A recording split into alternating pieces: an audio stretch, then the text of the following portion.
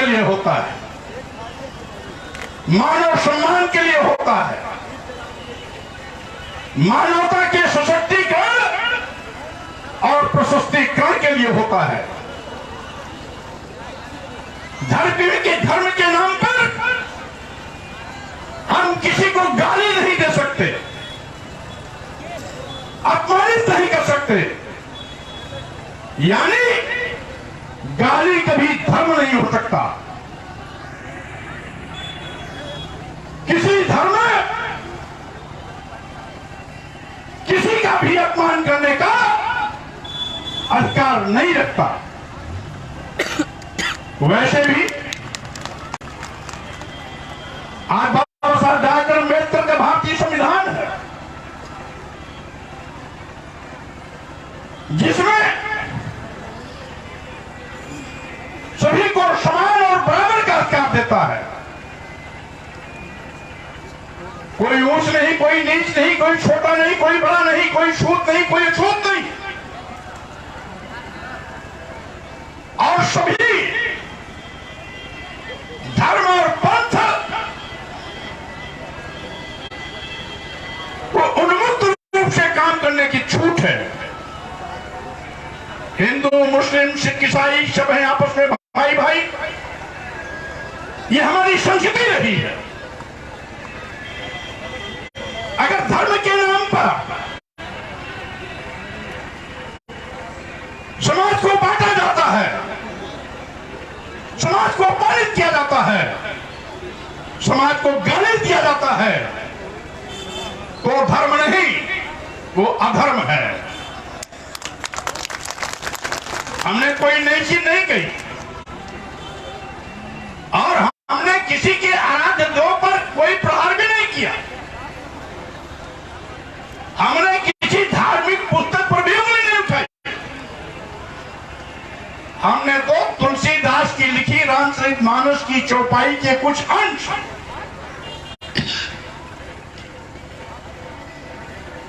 जो इस देश के पूरी आबादी की आधी आबादी की पहचान रखने वाली हमारी महिलाएं हैं,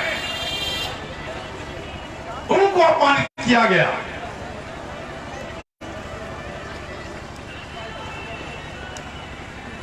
तथाकथित बड़ व्यवस्था के चौथे पायदान पर शूद्र समाज में आने वाली आदिवासियों, दलितों और पिछड़ों को अपमानित किया गया। यहां तक कि जाति इंगित करके कुछ जाति विशेष के लोगों को अपमानित किया गया। जे बड़ा धम तेली कुम्हारा, सुपच किरात कोल कलवरा, ये नीच, इनको नीच कहा गया। तेली, कुम्हार,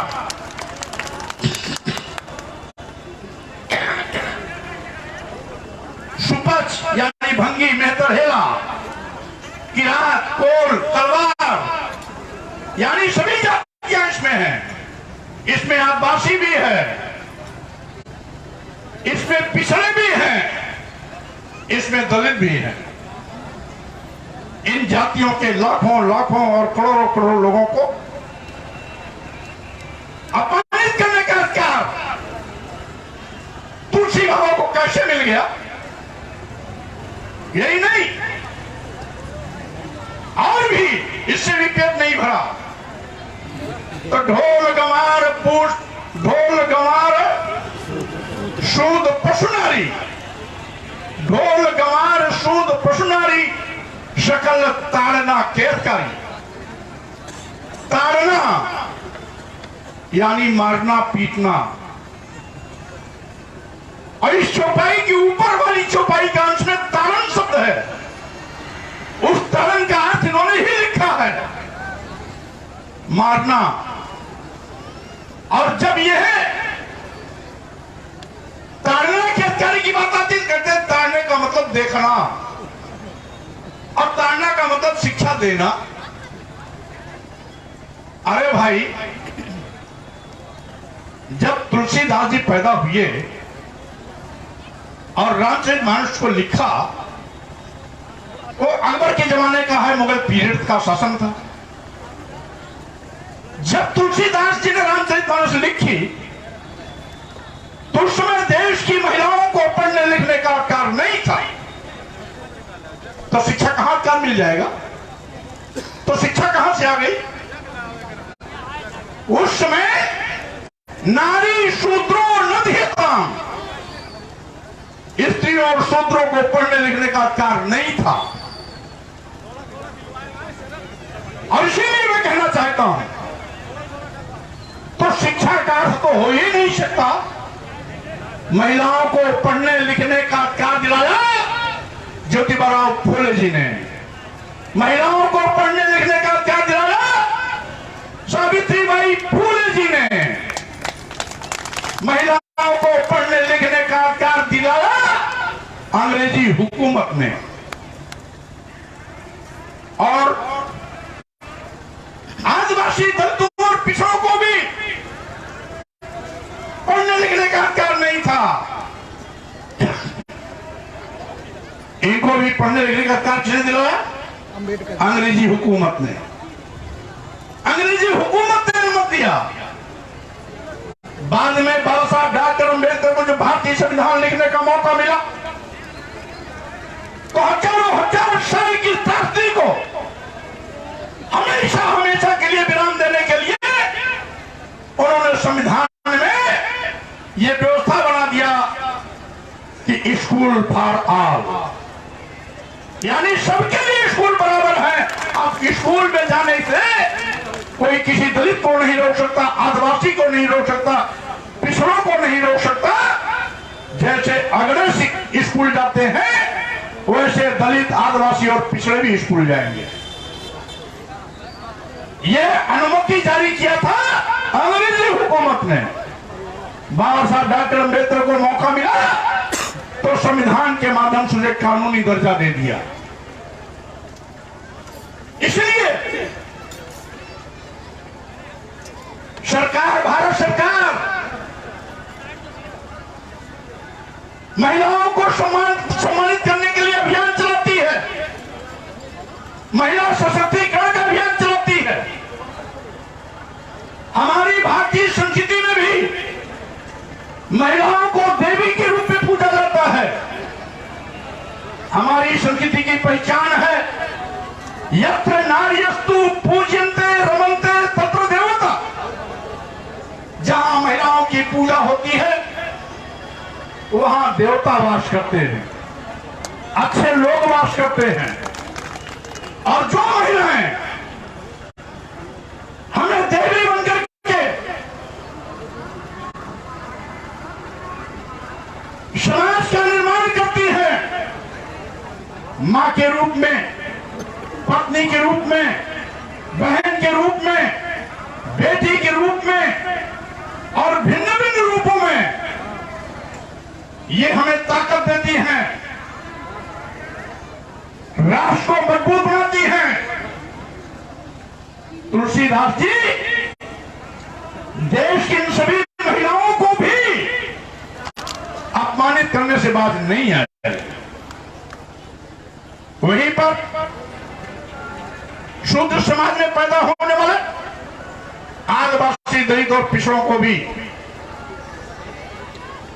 पूरे समाज को अपमानित करने का काम किया।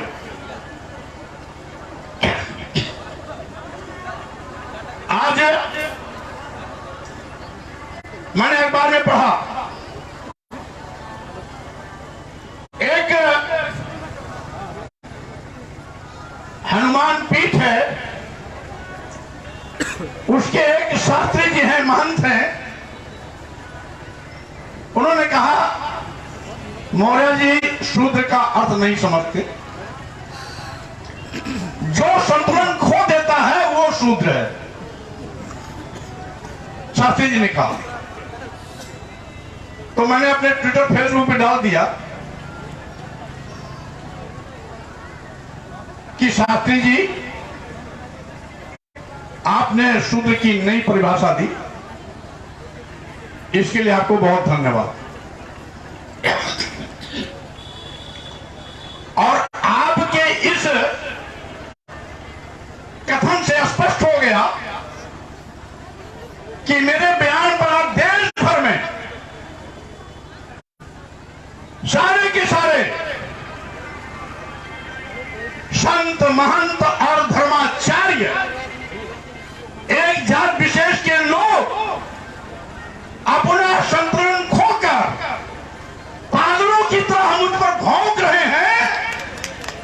मतलब ये सभी शूद्र हैं, नीच हैं। जिंदाबाद जिंदाबाद जिंदाबाद जिंदाबाद। अगर संतुलन खोना ही शूद्र और नीच की पहचान है, तो आज पूरे देश में संतुलन तो खोया है। इस देश के संतों ने, महंतों ने, धर्माचार्यों ने और जाति विशेष के लोगों ने। तो क्या मान लिया जाए कि सारे संत, महंत, धर्माचार्य, जाति विशेष के लोग जो संतुलन खो के पागलों की तरह इस तरह से बकवास कर रहे हैं, वो सभी नीच है, शुद्ध।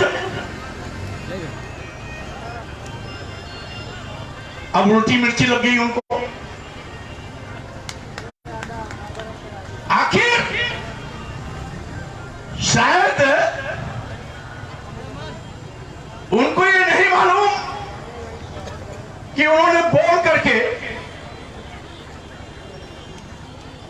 हमारा काम आसान किया। यानी अगर इनकी बात मान लिया जाए तो मनुष्य झूठी, वेद झूठा, फोटो एक हाथ झूठ ले, पुराण झूठा, सब कुछ झूठा।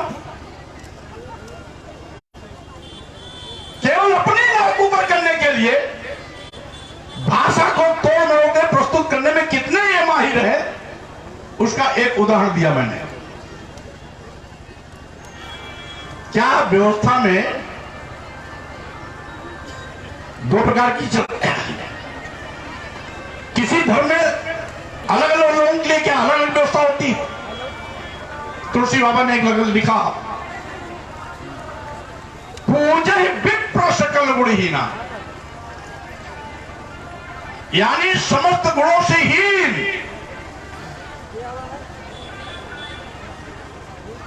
यानी सारे ऐब उसके अंदर हो, चोर, लंबर, व्यभिचारी, दुराचारी, देवद्रोही, फिर भी उसका सम्मान करो यदि वो विप्र है। लेकिन पूजा ही न शूद्र गुण ज्ञान प्रवीणा, शूद्र कितना भी गुणी क्यों न हो, ज्ञानी क्यों न हो, प्रकांड विद्वान क्यों न हो, उसका सम्मान मत करो। तब मेरी समझ में आया कि दुनिया का सबसे बड़े विद्वान होने का खिताब पाने वाले डॉक्टर अम्बेडकर जब भारत में आते हैं तो जलने पर उनको अपमानित क्यों किया गया? यही तुलसीदास की चौपाई है उसका कारण, जिसके नाते विद्वानों को भी दर दर ठोकरें खानी पड़ती है, अपमान का कड़वा घूट पीना पड़ता है। हमें याद है, मैं उस समय इलाहाबाद विश्वविद्यालय का छात्र था। देश के रक्षा मंत्री थे बाबू जगजीवन राम जी, उप प्रधान थे, उस समय उप प्रधानमंत्री थे।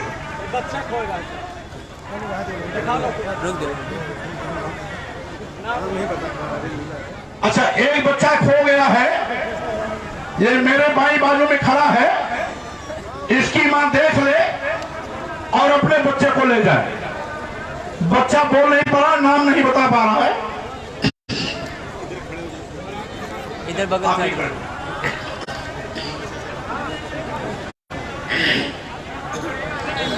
इसलिए जब मैं इलाहाबाद विश्वविद्यालय में था, छात्र था, उप प्रधानमंत्री के रूप में बाबू जगजीवन राम जी बनारस में संपूर्णानंद मूर्ति का उद्घाटन करने गए थे, तो वहां के पंडित पुजारियों ने उनके जाने के बाद उसको गंगा जल से धोया था। यह है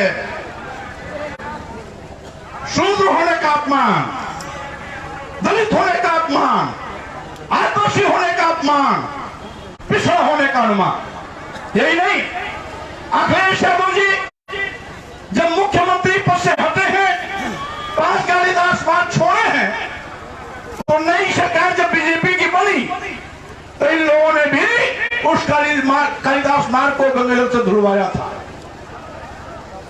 अखिलेश यादव मुख्यमंत्री थे, इससे लोगों को खुशी संतोष नहीं हुआ। गंगाजल से धुलवाया कि अखिलेश यादव जी यादव समाज के थे, अखिलेश यादव जी पिछड़े समाज के थे, या अखिलेश यादव जी इनके तथाकथित शूद्र वर्ण में आते थे और इसीलिए इन लोगों ने गंगा जल से धुलवाया। मैंने चुनौती दिया है कि धर्म के नाम पर गाली नहीं चलेगी, नहीं बर्दाश्त किया जाएगा। भारत संघर्ष करो, जिंदाबाद जिंदाबाद, शेर भारत संघर्ष करो, हम तुम्हारे साथ हैं। जिंदाबाद, शेर भारत संघर्ष करो, जिंदाबाद जिंदाबाद, धर्म के नाम पर महिलाओं को अपमानित नहीं किया जाएगा। धर्म के नाम पर इस देश के आदिवासियों, दलितों और पिछड़ों का मजाक नहीं उड़ाया जाएगा। धर्म के नाम पर आज एक और मूर्खाधिराज पूजे जाएंगे और पढ़े लिखे दलित आदिवासी पिछड़े समाज के नौजवान अपमानित किए जाएंगे। ये नहीं चलेगा। मानो मानो एक समान की विचारधारा चलेगी। ये धरती बुद्ध की धरती है। हमारे देश के प्रधानमंत्री जी भी दुनिया के तमाम देशों में जाते हैं तो किसी और का नाम लेके हवाला नहीं देते। वो कहते हैं हम उस भारत भूमि से आए हैं जहां भगवान बुद्ध पैदा हुए। दुनिया के 50 देश में आज भी भगवान बुद्ध की विचारधारा चलती है। तमाम देशों का राष्ट्र धर्म बौद्ध धर्म है। भगवान बुद्ध भारत भूमि पर पैदा हुए थे, लेकिन इस शाक्य समाज में पैदा हुए थे। हमारे पुरख थे, पूर्वज थे, लेकिन इस समाज में पैदा होकर के भी भगवान बुद्ध ने पूरे दुनिया को मानवता का पाठ पढ़ाया। मानो मानो एक समान की विचारधारा बढ़ाई। भगवान बुद्ध का विचार वैज्ञानिक विचार था और इसीलिए आज भगवान बुद्ध दुनिया में पुरातत्व विभाग द्वारा खुदाई होती है तो हर जगह भगवान बुद्ध की मूर्तियां, बुद्धकालीन अवशेष और बुद्ध जी के समय का इतिहास मिलता है। इससे साथियों, एक भगवान बुद्ध थे जिन्होंने मानव मानव एक समान की विचारधारा फैलाई, इंसानियत में बंटवारा नहीं किया। और एक धर्म के ठेकेदार ये हैं जो जाति और धर्म के नाम पर गाली देते हैं, अपमानित करते हैं। ये नहीं चलेगा। दलित मानस में बहुजन का अपमान बंद करो, बंद करो, बंद करो, दलित मानस में महिलाओं का अपमान बंद करो, बंद करो, बंद करो। आज इस अवसर पर हमें खुशी है कि आज पूरे देश में 5 दिन से लगातार एक बहस चल रही है और यह भी खुशी है कि विभिन्न चैनलों, विभिन्न समाचार पत्रों, सोशल मीडिया में जो बहस पूरे देश में चल रही है उसमें 85 से लेकर 90% स्वामी प्रसाद मौर्य के साथ खड़े हैं। स्वामी ये प्रसाद हमारी मौर्य जिंदाबाद, जिंदाबाद, जिंदाबाद, जिंदाबाद। एक तरफ कुछ संत महंत धर्माचार्य जाति विशेष के लोग हैं, दूसरी तरफ इस देश की पूरी जमात खड़ी है। और आज नहीं तो कल यह दोहरी व्यवस्था खत्म होगी, गाली देने की व्यवस्था खत्म होगी, मानवता को अपमानित करने वाली व्यवस्था खत्म होगी, भेदभाव मूलक खत्म होगा, धर्म के नाम पर ढोंग नहीं चलेगा। ये मैं कह देना चाहता हूं।